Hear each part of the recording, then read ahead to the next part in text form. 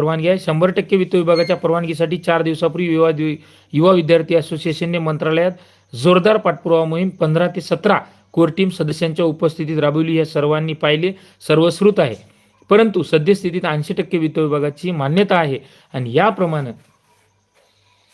संबंधित आस्थापनामध्ये 100 पदे रिक्त आहेत. तर त्या आस्थापनेला आपण निवेदनाद्वारे इशारा देणार आहोत. जी निवेदनं उद्यापासून सुरू होणार आहेत आणि काही ठिकाणी गेली आहेत, तर अशा आस्थापनांना सांगणार आहोत 80% वित्त विभागाच्या परवानगीनुसार सद्यस्थितीत 2026 संच मान्यतेनुसार रिक्त पदे 100% प्रमाणात जाहिरातीद्वारे देण्यात यावी.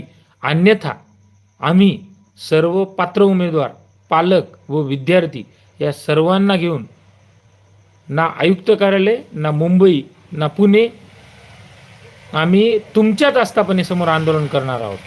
आणि या आपल्याला आंदोलन छेडायचे ज्या आस्थापनेने जाहिरात दिली नाही त्याच आस्थापनेच्या कार्यालयासमोर. कारण मागील काळामध्ये यांनी खूप मोठ्या प्रमाणावर चुका केल्या.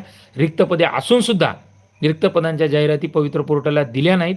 त्यामुळे अनेक बांधवांना मार्क्स होते, अनेक बांधवांची पात्रता होती. या चुकीच्या गोष्टीमुळे, अधिकाऱ्यांच्या मनमानीमुळे अनेक बांधवांचं आयुष्य उद्ध्वस्त झालं.